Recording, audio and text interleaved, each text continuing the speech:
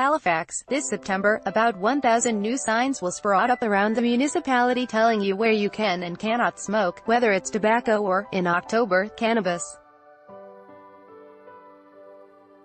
Halifax Regional Council passed two sets of bylaw amendments on Tuesday governing the smoking and growing of cannabis in the municipality once it's legalized on October 17. They also govern tobacco smoking so that bylaw officers don't have to differentiate between a joint and a cigarette. You won't be allowed to smoke joints on streets and sidewalks in Halifax, aside from designated smoking areas, once pot is legal. Chris Rusakis, Bloomberg. The first set of amendments make it illegal to smoke marijuana or tobacco in a municipal park. Provincial government banned smoking in its parks earlier this year. The second set of amendments to the municipality's nuisance bylaw ban smoking on all municipal property, including streets and sidewalks, but allow the municipality to set up designated smoking areas. Those areas will be announced in September.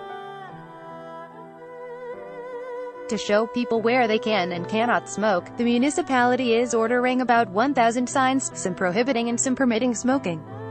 Article continued below. Read more. Halifax residents advocate weigh-in on marijuana laws coming to council. How Nova Scotia police will weed out drivers high on cannabis. Opinion, a reckoning on black people and marijuana is a long time coming. The amendments also ban people in the urban service boundary, which includes peninsular Halifax, most of Dartmouth and many suburban areas, from growing their 4 legally allowed pot plants outside. The fines for smoking will range from $25 to $2,000, while the fines for growing will range from $1,000 to $10,000, but Municipal Solicitor John Traves said those penalties are a last resort, with bylaw officers preferring to have a conversation with non-compliant residents and issue warnings first. Article continued below. You need a stick at the end of the day if the carrots in the other conversations don't work, he told council. Traves said enforcement will be complaint-driven, meaning bylaw officers won't seek out smokers. Count.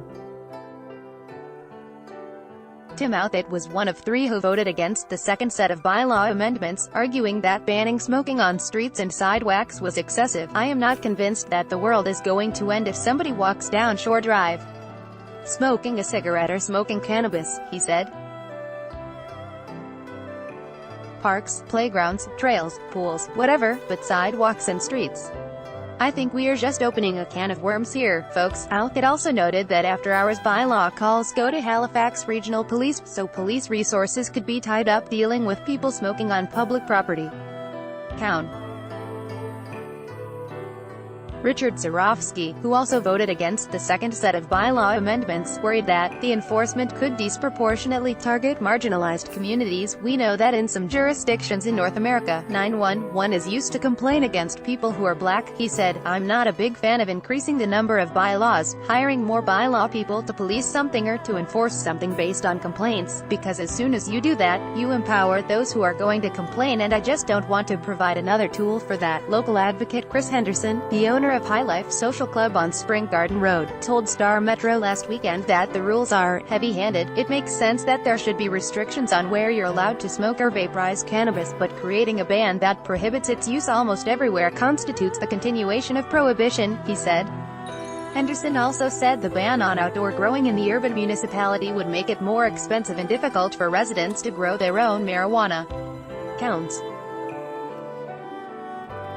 Lyndall Smith and Tony Mancini expressed concern about the ban on outdoor growing, questioning how much of a nuisance the smell from 4 cannabis plants would really be.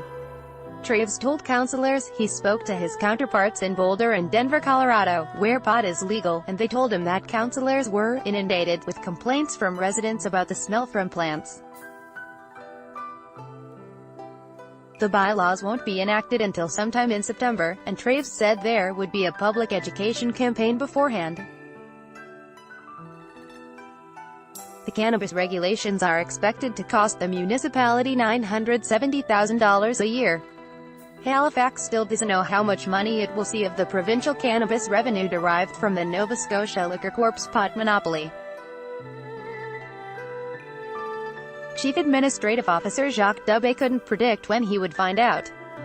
He said the municipality is tracking its costs and will try to get the province to reimburse them. Zane Woodford is a Halifax-based reporter covering City Hall and Court. Follow him on Twitter, @Woodford.